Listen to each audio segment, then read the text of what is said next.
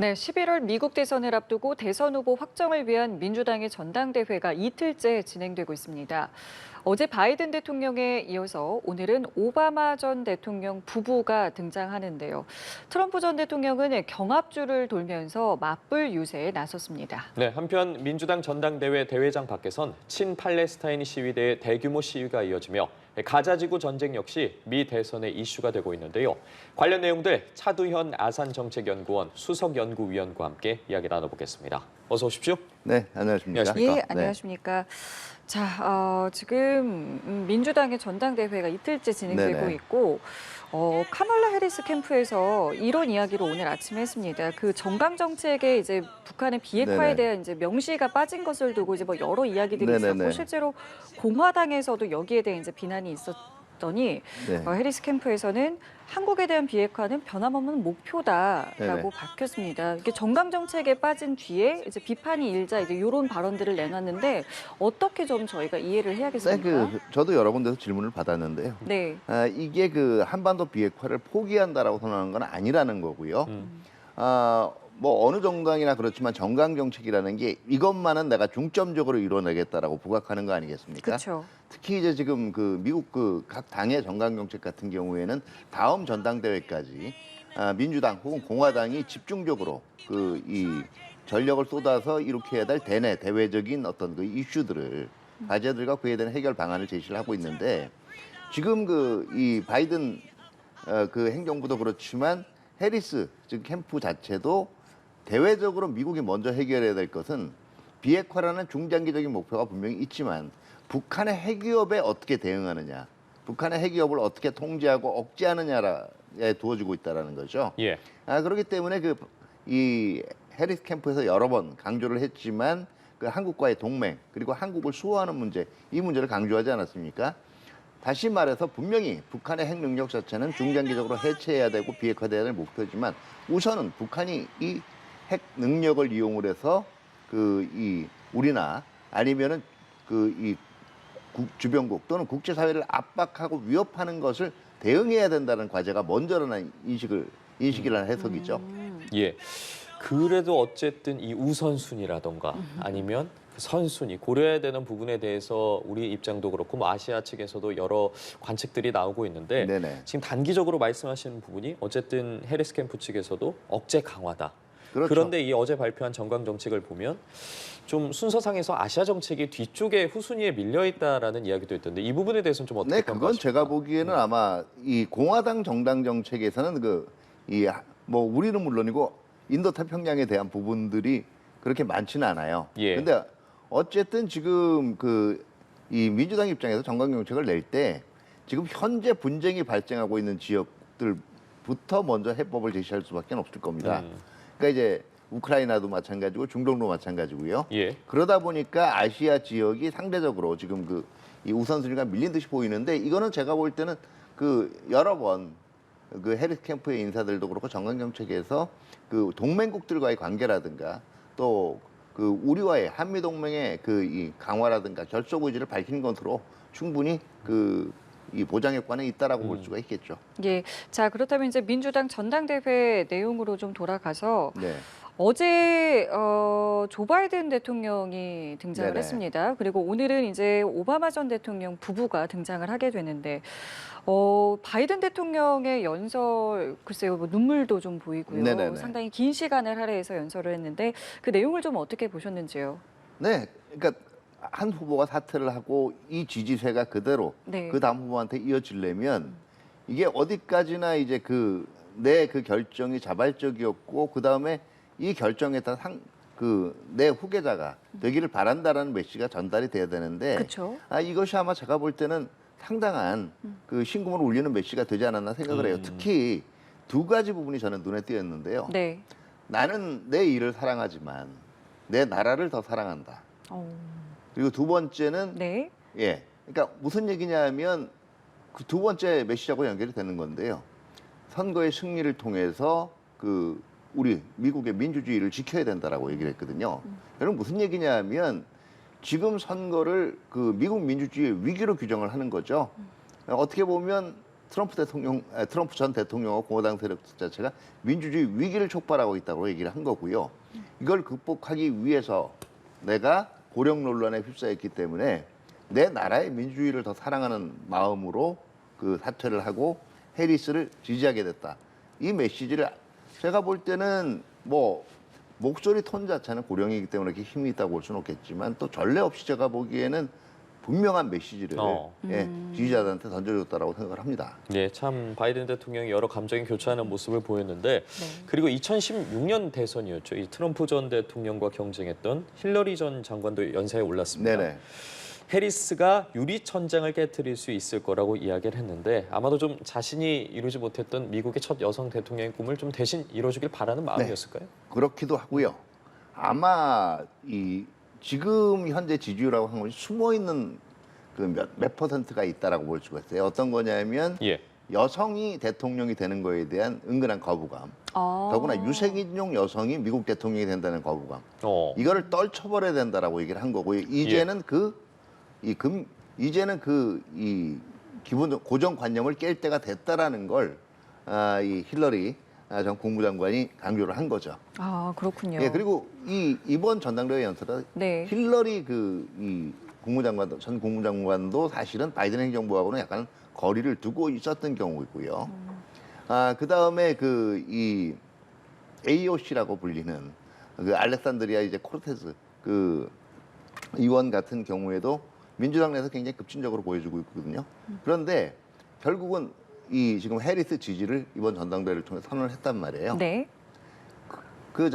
이건 무슨 얘기냐면 이제는 민주당 내의 모든 지금 계파들이 지금 하나가 돼서 지금 승리를 위해서 매진하겠다. 물론 전당대회 때 당연히 그런 입장을 보일 수밖에 없지만 일단 그 내부적으로는 상당히 든든한 진용을 갖추었다고 볼 수가 있겠죠. 그렇기 때문에 오늘 오바마 전 대통령 부부는 또 어떤 메시지를 내놓을지도 상당히 네네. 좀 관심인데 어떤 부분에 좀 포인트를 둘 것 같으세요? 근데 일단은 지금 제가 볼 때는 미국인들의 단결 여기다가 중점을 둘 겁니다. 특히 7월에 있었던 이 트럼프 전 대통령 피습 사건 이후에 지금 문제가 됐던 게 이제는 분열을 극복하고 단결로 가야 된다라는 그 의식들이 높아졌거든요. 그런데 네. 그 공화당 전당대회에서 나온 트럼프 전 대통령 이 수락 연설이라든가 그 이후의 선거운동 방향은 또 그거와는 지금 달리 나가고 있단 말이에요. 이거와는 차별화되는 의미에서 이제 그 단결 그리고 역시 민주주의 그리고 오바마 전 대통령의 특성을 살린 이제 미국 사회 내 다문화, 다인종의 존중 예. 이런 문제들을 적극적으로 제시를 하지 않을까 생각이 되고요. 특히 지금 전당대회가 열리고 있는 일리노이주 시카고가 네. 그 오바마 전 대통령한테는 어떻게 보면 정치적 거점이나 다름없거든요. 그렇기 때문에 훨씬 더 메시지가 호소력이 있지 않을까 생각이 됩니다. 예. 그렇기 때문에 지금 어쨌든 트럼프 전 대통령 측에서도 대책 마련을 상당히 강구를 하고 있는 것 같은데 네네. 이런 상황과 관련해서 경합주 유세에 나섰더라고요. 네네. 그런데 아무래도 트럼프 전 대통령이 네거티브 선전에 좀 집중하는 측면도 있다 보니까 네네. 내부에서도 이를 두고 좀 비판의 목소리가 나온다고 하던데 현재 상황을 좀 어떻게 보고 있을까요? 그렇죠. 공화당에서? 니키 헬리 전 이 유엔 대사 같은 경우에 이제는 그렇게 이 인신공격성 그 선거 운동하게 되면 진다. 그렇기 때문에 이제 정책 선거를 하라고 얘기를 하고 있는데 제가 볼 때는 트럼프 전 대통령 작심하고 하는 것 같아요. 오히려 예. 그렇게 하는 것보다 자기의 핵심 지지층을 결집시키는 데 있어서는 지금과 같은 선거운동 방식들 특히 어떻게 보면 트럼프 전 대통령을 싫어하는 이유기도 하고요. 그 반대자들이. 네. 두 번째는 지지자들의 지지 원인이기도 한 게 사실은 체면이라든가 도덕성 때문에 가려져 있던 말을 시원하게 해준다라는 거거든요. 마음속의 말을. 무슨 얘기냐 하면 아까 말씀한 미국 사회가 정말 그러면 흑인 여성 대통령을 받아줄 준비가 돼 있다. 그거 싫은 거 아니냐. 이 얘기를 지금 하는 거거든요. 그 스타일도 그렇지만 제가 볼 때는 트럼프 대통령 같은 경우 그게 오히려 자기 핵심 지지층에는 더 도움이 되고 또 결집에 도움이 되고 그게 오히려 선거에서 이길 수 있는 방안이라고 보고 있는 것 같아요. 그렇기 때문에 전략적으로 지금 이러한 어떤 네거티브를 계속 추진하고 있다라는 말씀이신데, 자, 그래서 TV 토론을 하게 된다면 또 어떤 모습이 좀 어떤 구도가 형성될지도 상당히 궁금한데 네네. 벌써부터 몇 번을 할 것이냐, 어디서 할 것이냐, 뭐 여러 가지 좀 신경전이 있는 것 같은데요. 네네. 어떤 모습 좀 예상하고 계시는지요? 근데 제가 보기에는 어떻게 보면 1차 TV 토론 때는요. 네. 트럼프 대통령 같은 경우에는 바이든 대통령의 이제 노세 이미지를 부각시키는 데 중점을 둔 것도 있고요. 네. 두 번째는 조금 불리한 부분, 너무 본인이 과격하다라고 생각되는 부분에 말을 뭉쳤어요. 가령 뭐 바이든 그 대통령이 이 사람은 동맹 깰 사람이다. 그랬더니 이제 피해 간 게 나는 그냥 공정한 비용 분담 얘기했을 뿐이다. 근데 제가 보기에는 훨씬 더 1차 TV 토론 때보다 공격적으로 나올 가능성이 커요. 네. 다시 말해서 지금 선거운동에서 나오고 있는 굉장히 급진주의자 아니냐, 해리스 부통령이.